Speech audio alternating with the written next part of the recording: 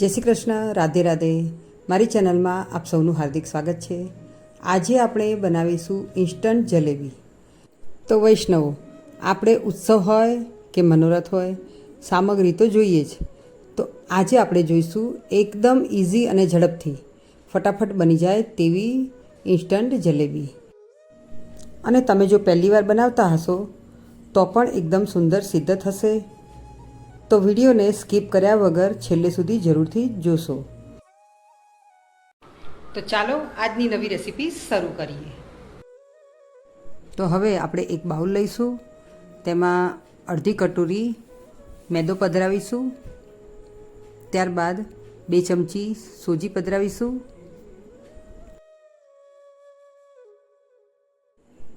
અને 2 ચમચી બેસન પધરાવીશું.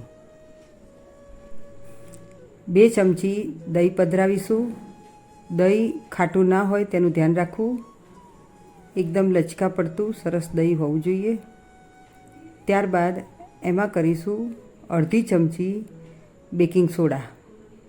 Baking soda ના હોય તો તમે સાજીના ફૂલ પણ લઈ શકો છો. અને હવે આ બધી સામગ્રીને આપણે હેન્ડ બીટર વડે મિક્સ કરી લઈશું. તો એકદમ સરસ રીતે મિક્સ થઈ જાય પછી થોડું થોડું જળ લઈ અને આપણે આને એકદમ સ્મૂથ બેટર તૈયાર કરવાનું છે. તો થોડું થોડું જળ પધરાવતા જઈશું અને એને મિક્સ કરતા જઈશું.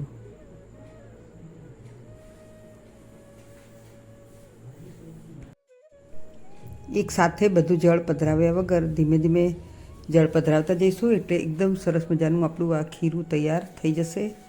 તો તમે જોઈ શકો છો હવે આપણું ખીરું તૈયાર થઈ ગયું છે.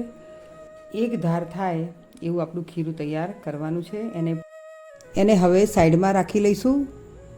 ત્યારબાદ ચાસણી કરી લઈશું. તો ચાસણી માટે મેં અહીંયા એક વાસણ લીધું છે. એમાં 1 કટોરી ખાંડ પધરાવી છે. અને ખાંડ ડૂબે તેટલું આપણે જળ કરીશું.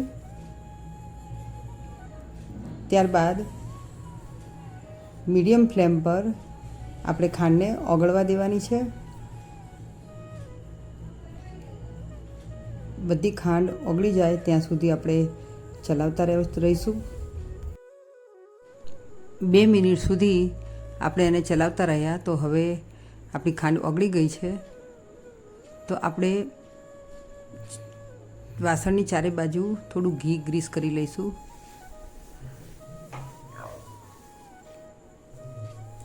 જેથી ચાસણીની પરત આજુબાજુ ચોંટે નહીં.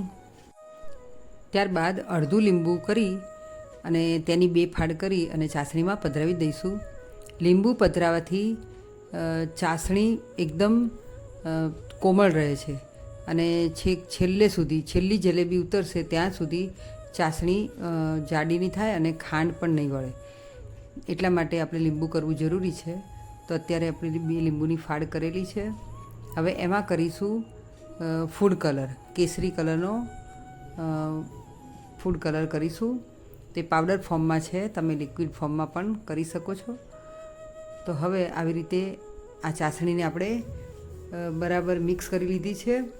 અને આપણી આ જલેબીની ચાસણી છે એટલે એ એકદમ આપણો હાથમાં ચિકાસ થાય એવી કરવાની છે. કોઈ એકદમ તારની ચાસણી નથી કરવાની. તો હવે આપણી ચાસણી સિદ્ધ થઈ ગઈ છે. તો આપણે ચેક કરી લઈએ. તો હાથમાં જો તમે અડાડો તો એકદમ સરસ મજાની ચિકાસ લાગે છે અને થોડી ગોળી વડે એવી ચાસણી થાય છે. હવે આપણે એમાંથી આ 2 ફાડિયા કાઢી લઈશું. અને ત્યારબાદ પધરાવીશું થોડો એલચી પાવડર. તો એલચી પાવડરથી આપણી સુગંધીદાર ચાસણી તૈયાર થઈ ગઈ છે. હવે એને સાઈડમાં કરી દઈશું. ત્યારબાદ હવે એક કડાઈ લઈશું. એમાં આપણે જલેબી તળવા માટે ઘી પધરાવીશું. તો આવી રીતે મેં ઘી પધરાવી અને ગરમ કરવા કડાઈને મૂકી દીધી છે. નોનસ્ટિક પેનમાં પણ તમે કરી શકો છો, ચાચરમાં પણ કરી શકો છો જલેબી. પણ જલેબી કરવા માટે કોઈ ફ્લેટ વાસણ લેવાનું છે. ખીરું જે બનાવ્યું છે એને હવે હું આ કેચઅપની બોટલમાં ભરી દઉં છું. કારણ કે એ ઉપર ઢાંકણું આવે છે એનું કાણાવાળું, એમાંથી જલેબી બહુ સરસ પડે છે. બાકી આપણે પ્લાસ્ટિકનો કોન બનાવીને પણ પાડી શકીએ છીએ. દૂધની થેલી હોય એનો પણ કાણું પાડી અને એમાં ભરીને પણ જલેબી પાડી શકાય છે. અને કોઈ પણ સગવડ ના હોય તો વ્હાઈટ કલરનું જે આપણું હેન્કી હોય છે એટલે કે હાથ રૂમાલ, એમાં પણ વચ્ચે નાનું કાણું પાડી અને એ રૂમાલની અંદર ભરીને પણ આપણે જલેબી પાડી શકીએ છીએ. તો વૈષ્ણવ, હવે આપણું આ ઘી ગરમ થઈ ગયું છે, તો આપણે જલેબી પાડવાની શરૂઆત કરીશું. તો જુઓ, એકદમ સરસ મજાની આપણી જલેબી ઘીમાં થઈ રહી છે.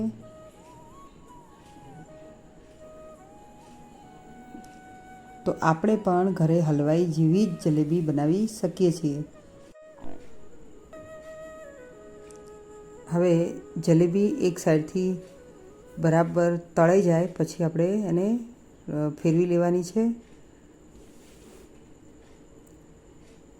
અને બહુ શાંતિથી આ જલેબી તળવાની અને ગેસની ફ્લેમને મીડિયમ ટુ લો રાખવાની છે. એક બાજુ તળાઈ જાય એટલે બીજી બાજુ આપણે ફ્લિપ કરતા જવાનું છે. એમ કરતાં એકદમ સરસ મજાનો બદામી કલર થઈ જાય ત્યાં સુધી જલેબીને તળવાની છે. અને આ ઇન્સ્ટન્ટ જલેબી એકદમ બજાર જેવી કડક અને બહુ જ સરસ જલેબી બને છે.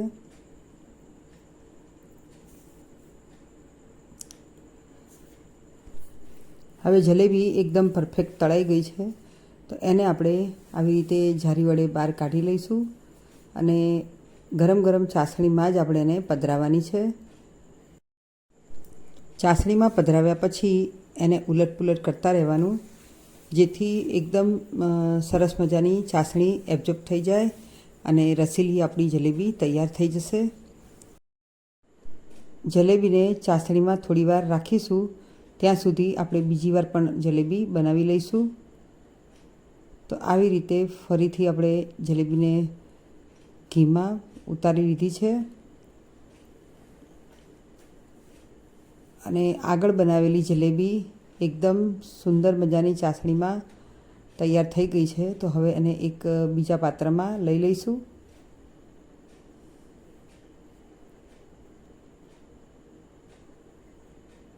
તમે જોઈ શકો છો, એકદમ સરસ મજાની આપણી જલેબી તૈયાર થઈ ગઈ છે. તો તૈયાર છે આપણી આ રસભરી જલેબી. હવે બીજી બધી જલેબી પણ આપણે આવી રીતે બનાવી લઈશું. તો તમે જોઈ શકો છો કે આપણી જલેબી તૈયાર થઈ ગઈ છે. તો હવે આપણે એને સજાવી લઈશું, કારણ કે ઠાકોરજીને સજાવટ બહુ પ્રિય છે. તો કોઈ પણ રીતે બહુ સુંદર સજાવટ કરીએ તો પ્રભુને બહુ પ્રિય લાગે છે સામગ્રી. તો તમે જોઈ શકો છો કે જલેબીને આપણે આવી રીતે સજાવી લીધી છે. તો એની ઉપર આપણે પિસ્તાની કતરણ કરી છે અને ગુલાબની પાંદડીઓથી એની સજાવટ કરી છે. તો તૈયાર છે આપણી આ ઇન્સ્ટન્ટ જલેબી. તો આ જલેબી એકદમ સરળતાથી અને ઝટપટ બની જાય છે. એટલે ક્યારેક સામગ્રી કરવી હોય એનો વિચાર થતો હોય પણ સમય થોડો ઓછો હોય તો આ સામગ્રી આપણે બનાવી અને પ્રભુને લાડ લડાવી શકીએ છીએ. તો વૈષ્ણવો, તમે જરૂરથી આ સામગ્રીનો ટ્રાય કરશો અને કેવી બની તે મને કોમેન્ટમાં જરૂરથી જણાવશો. અને તમારા ફ્રેન્ડ્સ અને ફેમિલીમાં આ વિડીયો જરૂરથી શેર કરશો તેવી આશા રાખું છું. અને હવે ફરી મળીશું નવા વિડીયો સાથે. ત્યાં સુધી આવજો.